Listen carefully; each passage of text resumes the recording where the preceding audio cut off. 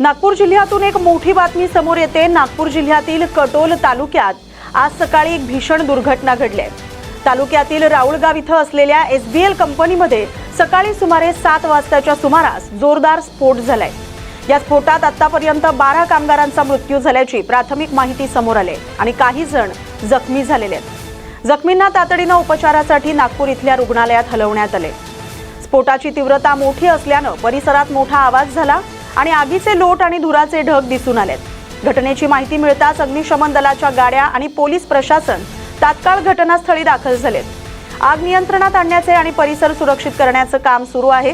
बचाव कार्य युद्धपातळीवर राबवले जाते।